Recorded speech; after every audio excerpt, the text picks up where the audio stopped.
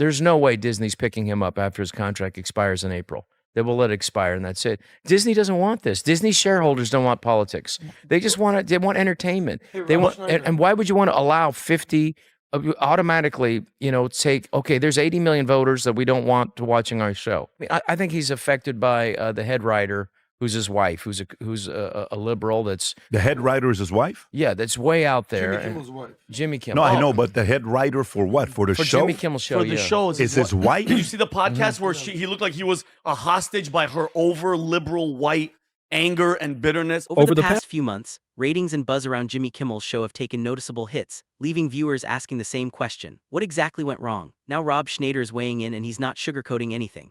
He pulled back the curtain with a brutally honest take that's already stirring debate. His comments are sharp, controversial, and far more intense than most fans expected. So buckle up, hit subscribe, and let's break down what's happening. If you were wondering how bad these Epstein files are for Trump, turns out they're Invade Venezuela bad. This is literally the plot of the movie Wag the Dog. The president gets caught in a scandal, so he attacks a smaller country to distract us, and here we are, distracted. On Saturday, Venezuelan President Nicolas Maduro and his wife were captured by Delta Force at their home in Caracas and brought to New York. Trump watched the operation unfold in real time from the bunker in his basement at Mar-a-Lago. According to critics, Jimmy Kimmel has been pushing a theory like it's undeniable fact, mainly to take another shot at Donald Trump.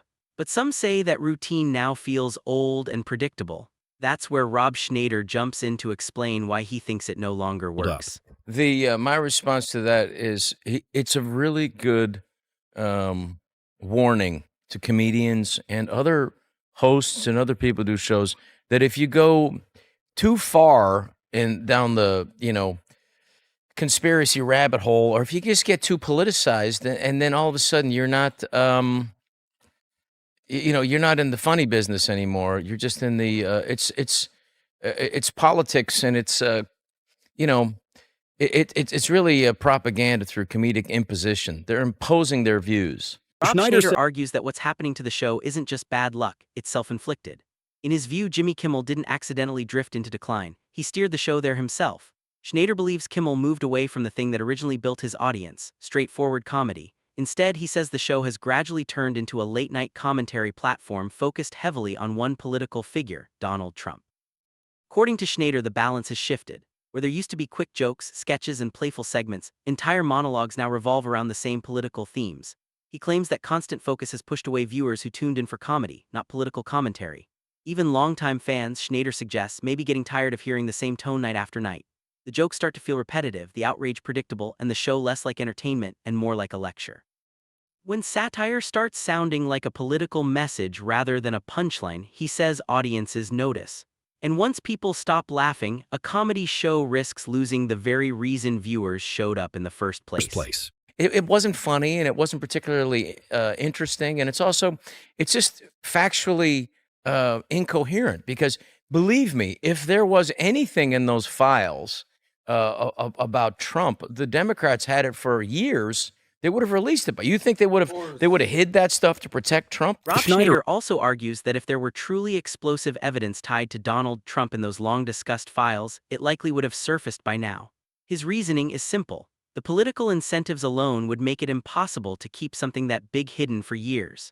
If a real smoking gun existed, he believes it would have already dominated headlines across the country.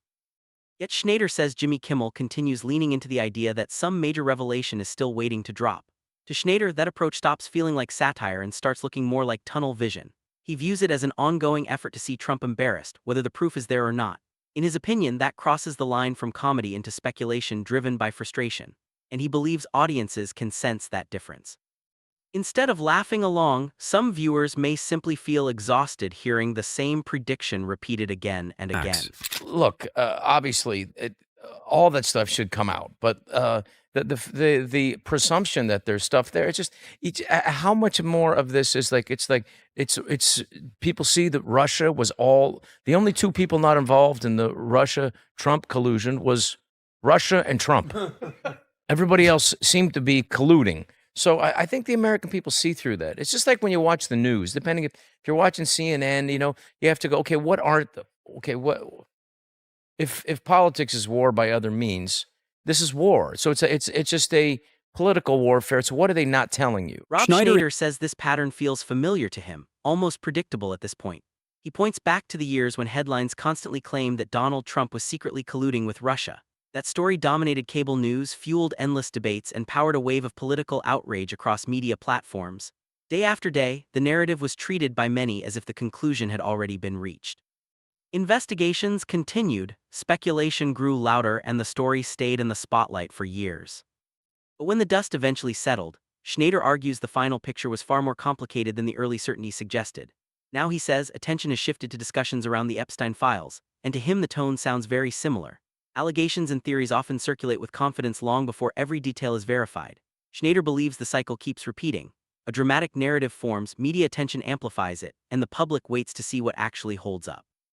When claims don't unfold exactly the way they were first presented, he says credibility takes another hit.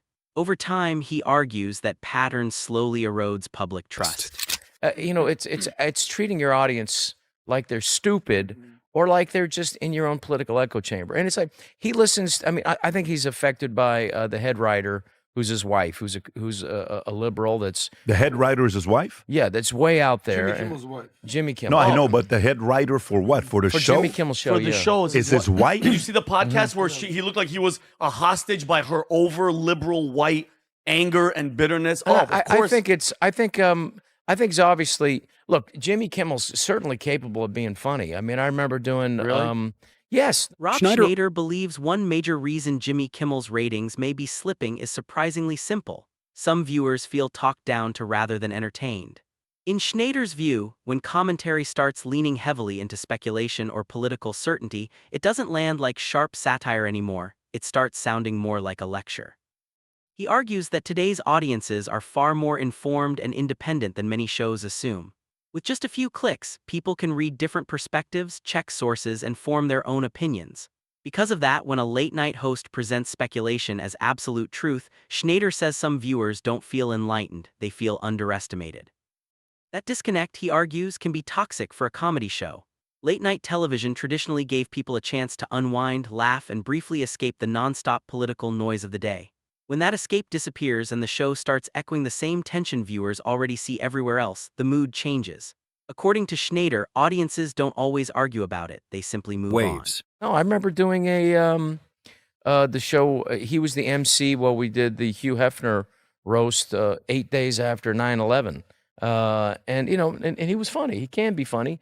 I think when you get so emotionally vested in something, and I just think it's. I will tell you this right now. There's no way Disney's picking him up after his contract expires in April. They will let it expire, and that's it. Disney doesn't want this. Disney shareholders don't want politics. They just want they want entertainment. They want, and why would you want to allow 50 automatically? Take there's 80 million voters that we don't want to watching our show. Rob Schneider says this issue isn't just about creative direction. It also comes down to basic business reality. Eventually, when Jimmy Kimmel's contract renewal discussions arrive, decisions won't be driven by nostalgia.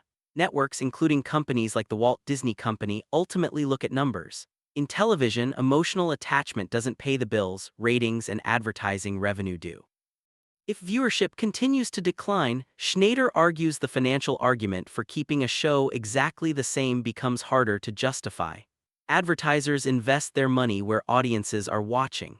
Fewer viewers naturally mean less advertising value, and that can push networks toward difficult decisions about programming. Schneider also steps back and says the issue may be bigger than just one host or one show. In his view, late-night television as a whole has shifted over the years. These programs once relied heavily on broad humor, jokes that could land with viewers across the political spectrum. Now he believes many shows lean strongly into political commentary aimed at a narrower audience segment. The risk, he says, is clear. When the message targets only part of the audience, the overall crowd shrinks. And when viewers feel excluded from something they once enjoyed, they rarely protest loudly, they simply stop watching. When's the last time Jimmy Kimmel was actually funny? Well, I will tell you, you can't really come up with that was a really good zinger. I mean, Jay Leno, you can remember. I mean, I remember his jokes, when he was on his, hey, they remember when Starbucks is, Starbucks is opening up another 600 Starbucks. And where can they open it up? The only place I can think of is inside other Starbucks. He would have. Leno was the best. I mean, he Yeah. was really the best comedian of his era, and and he was. But he was knew- fair, though. That's the thing about Leno. He'd Well, call out all sides. all those guys. I mean, Yeah. Carson and Letterman. Schneider points out that the early giants of late-night television understood one simple rule. If you're going to roast, roast everyone. No sacred cows, no favorites. They'd swing left, swing right. And audiences trusted that nobody was untouchable. The humor wasn't about picking one person to obsess over. It was about the chaos of the times, the absurdity of politics, and the weirdness of culture. People from all walks of life could sit down and laugh together because the jokes felt fair even if they stung a little. That sense of fairness built loyalty. Today, Schneider argues that balance has disappeared. Some hosts focus relentlessly on a single target night after night, and Trump has become the gravitational center of countless monologues. When that happens, it stops feeling like a roast and starts feeling one-sided. Comedy loses its free-for-all energy and starts to feel like it's pushing an agenda, not making people laugh. Once the audience senses bias, the connection fades and the humor doesn't land the way it used to. They obviously, whoever's in power should go after, but with jokes. And I think, yeah, I mean, traditionally Trump has been thin-skinned about any jokes, but I also think those weren't jokes. I just Adam think Carolla was here. He was very complimentary of Kimmel. Like, he wouldn't say anything bad about Kimmel because he said Kimmel's the reason why he came up and all this other stuff. So he's got. But I know that him and they diverge. But we have to move.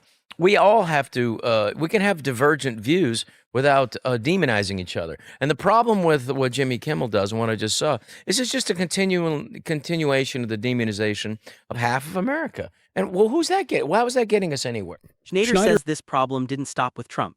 In his view, the targets have expanded so that anyone on the right seems to walk on stage with a bull's already painted on their back. He argues that this kind of blanket targeting doesn't elevate the conversation, it hardens it. Instead of easing tensions, it amplifies them. Comedy works best when it lets people laugh at shared absurdities and frustrations, turning collective exasperation into release. But when the jokes lean heavily in one direction, the room splits. What should feel like a big table where everyone is invited starts to feel like a rally. Schneider emphasizes that criticism isn't the enemy. Politicians, Trump included, deserve scrutiny, challenge, and even roasting. That's healthy for culture and discourse. The line is crossed when punchlines rely on speculation, conspiracies, or narratives detached from reality. Once that happens, trust erodes. Audiences stop feeling like they're hearing sharp commentary, they feel like they're being fed a story. People aren't allergic to tough jokes, they're allergic to bias, overcooked angles, and humor that feels disconnected. When comedy loses balance, viewers don't just roll their eyes, they click away and stop coming back. Again, it's just politics for political gain. It's some sort of, propaganda with comedic imposition. This is and the idea that the audience is going to laugh. They're not laughing. They're applauding, in the little political echo chamber. I'm telling you, he won't be there after April. Well, let me read this. Disney Let me read this. Rob, is this Colbert? Let's see Colbert, but I want to go to Conan right afterwards, and I want to get his thoughts on Conan. So go ahead and play this one here. Those Epstein files must be crazy. I mean,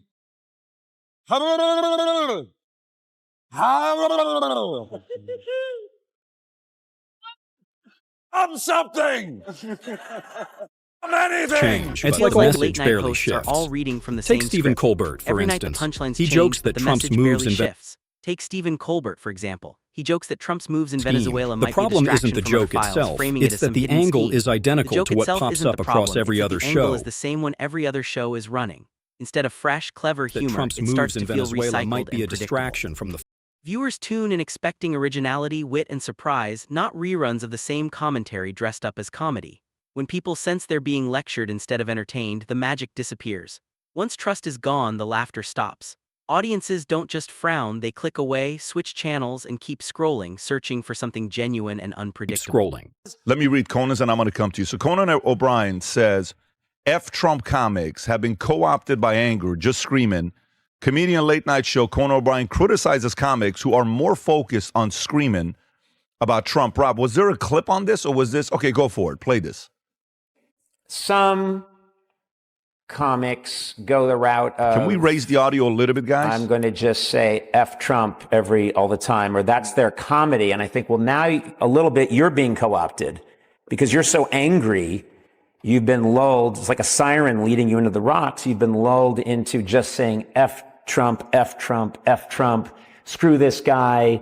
And I think you've now put down your best weapon, which is being funny. It's like every late-night host is following the same playbook. The jokes change night to night, but the message barely moves. Take Stephen Colbert. He riffs on Trump's actions in Venezuela, suggesting it's a distraction from other files, a kind of hidden scheme. The issue isn't the joke itself, it's that every show is running the same angle. Instead of witty, fresh humor, it feels recycled and predictable. Viewers come expecting surprise, originality, and clever commentary, not reruns of the same talking points dressed as comedy. When people realize they're being lectured instead of entertained, the spell breaks. Trust vanishes, the laughter fades, and audiences don't just roll their eyes, they switch channels, click away, and scroll on, hunting for authentic, clever, and unpredictable content that actually keeps them engaged.